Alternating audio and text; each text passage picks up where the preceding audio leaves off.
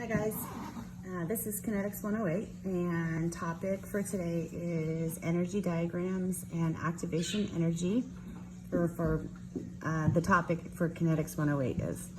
And I just want to make a note that I did a topic switch. I did have 108 slated to be mechanisms, but I'm going to switch that to 109 and then bump up the energy diagrams in E sub A. So anyway, just switch the topics from 108 and 109. Okay, so we're going to start off with a little quick review here. And the first part of this then is that collision theory states that for a reaction to occur, there must be a collision with proper orientation and enough kinetic energy. So you want to think about the speed of the molecules. Must be great enough, and they have to be facing the right way.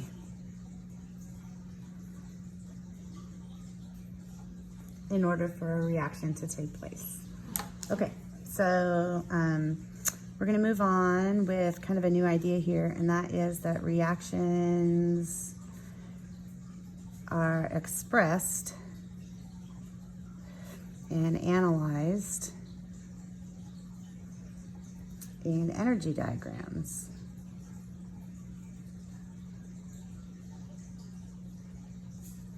And what we're looking at are potential energy. And potential energy, of course, is the energy of position. And so an energy diagram is just a curve on a set of axes. So I'm going to draw a set of axes here. Our y-axis and our x-axis. And along the x-axis, I'm going to put time. And you'll also see this called a reaction coordinate. Okay, and then on the y-axis, we will label this with potential energy. And that could be in joules or kilojoules, however you want to, whatever was specific to that particular question or reaction.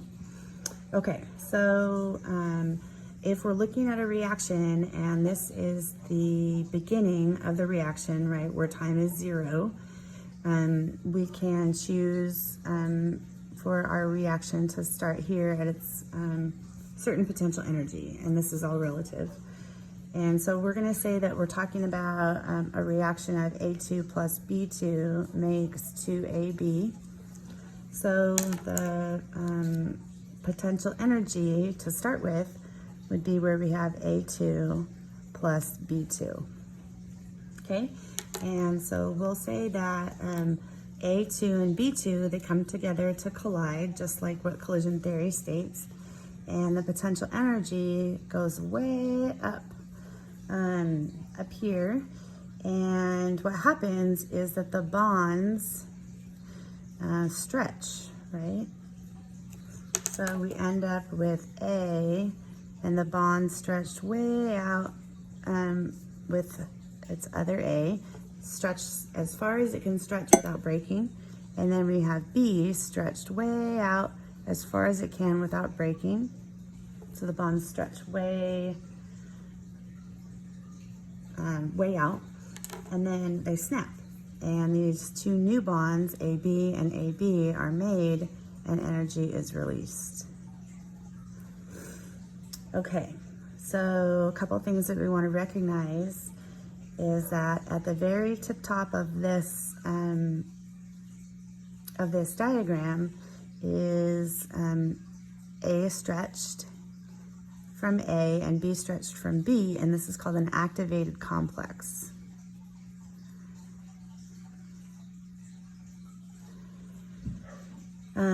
So we want to remember that that is where the bonds are stretched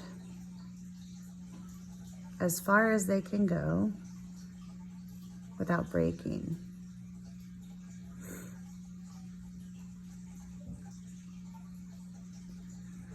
So they're stretched way, way, way far.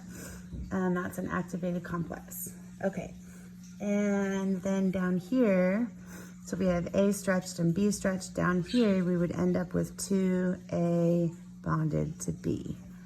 Okay, so we want to remember that when new bonds form,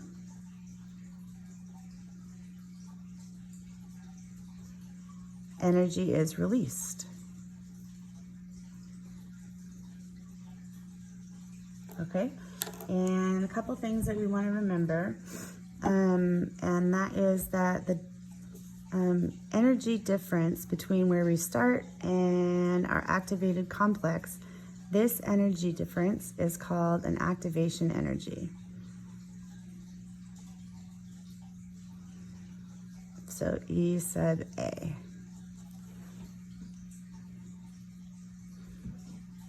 And then the difference between where we start and where we end, this difference from here to here,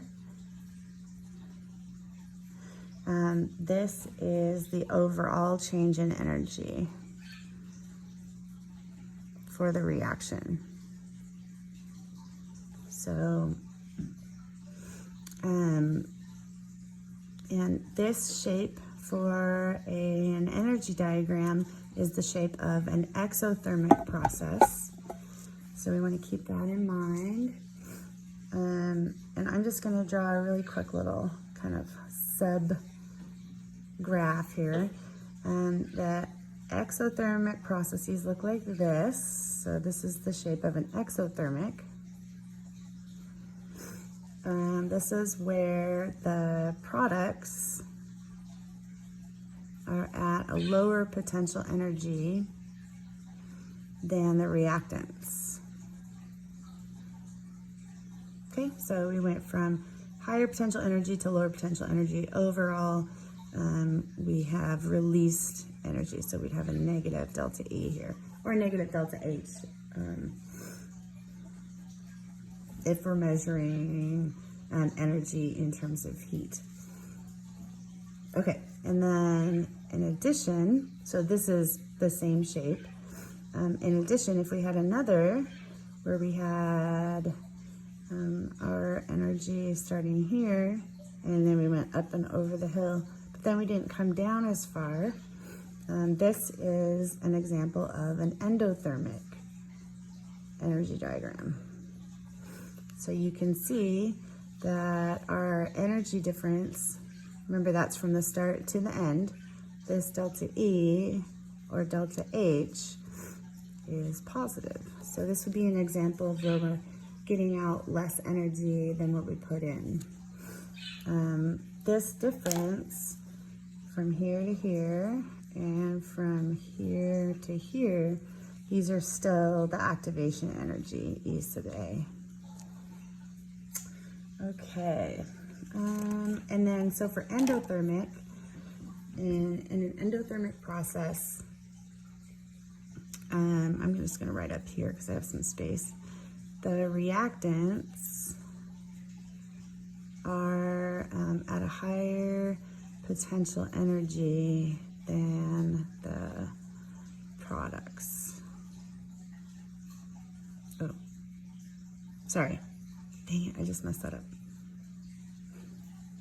Change higher to lower.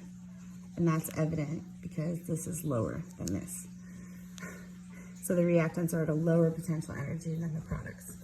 So our products ended up here in terms of potential energy, where our reactants are down here. My bad.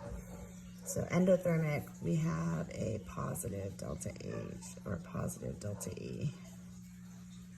Okay, anything else I want to say here? That's it for that part. And I think I'm going to tack on a really quick little part 2. So there is part 1. Okay, thank you. Hope you're having a great weekend.